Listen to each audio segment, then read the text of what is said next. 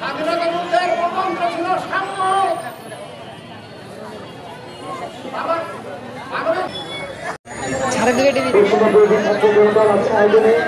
প্রধান অভিভাবক এবং কুইজ ম্যানেজিং কমিটির বর্তমান কৃষি আহ্বায়ক এবং আমাদের ছাত্রদের যে কোনো বিষয়ে এবং এই দুর্নীতির বিষয়ে যে বলিষ্ঠ কণ্ঠস্বর মোহাম্মদ সুমনকে আমি তার বক্তব্য দেওয়ার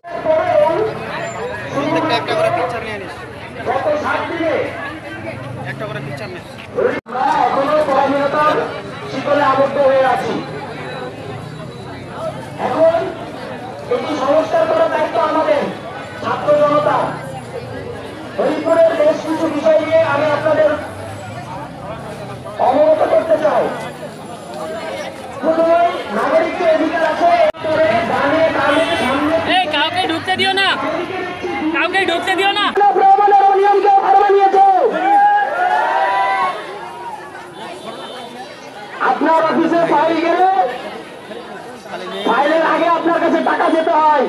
16 বছরে যে দৌলিয়াত্ব প্রতিষ্ঠা করার চেষ্টা করেন শিক্ষার্থীরা কিভাবে নিয়মিত উপস্থিত হবে আমাদের 15 দিন সময় লাগেনি। আপনাদের হঠাৎ আমরা সর্বোচ্চ 15 মিনিট সময় নেব। প্রত্যেকটি দ্রুততম সময়ের মধ্যে হরিপুরের প্রত্যেকটি প্রতিষ্ঠান দুর্নীতি, অনিয়ম, হেনস্থা, হয়রানি মুক্ত যদি না হয়, আগামী মাস থেকে আমরা মনিটরিং। আমরা কিন্তু আজকে এই পদত্যাগের ধারে কাছেও নেই। আমরা আলটিমেটাম দিলাম,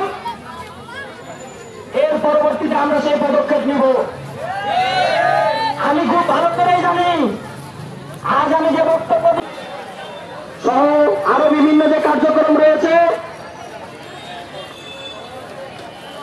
এটির বিরুদ্ধেও অভিযোগ এসেছে। কৃষি অফিসে আমাদের কাছে অভিযোগ এসেছে।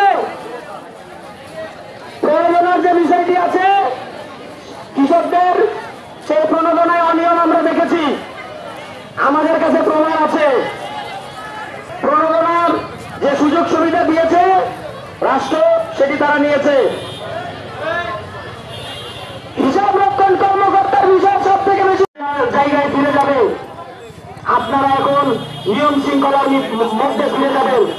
আপনাদের কাছে উদাত্ত আহ্বান, অনুরোধ এবং হুঁশিয়ারি, আমাদের বিনয়ীকে যদি দুর্বলতা মনে করেন তাহলে 5 তারিখের পূর্বে আমরা যে বিপ্লব ঘটিয়েছি, এই বিপ্লব আমার ঘটবে।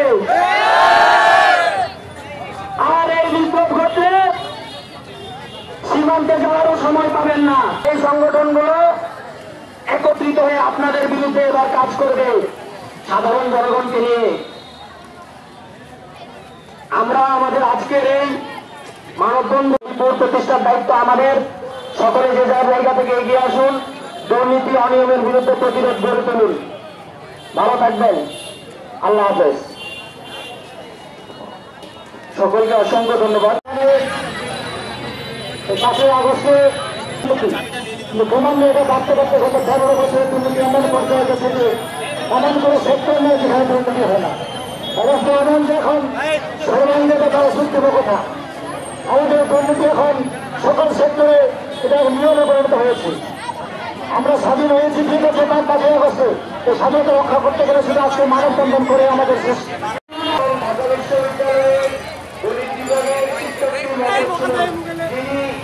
ছাত্র বৈষম্য আন্দোলনের অন্যতম ভূমিকা রেখেছেন।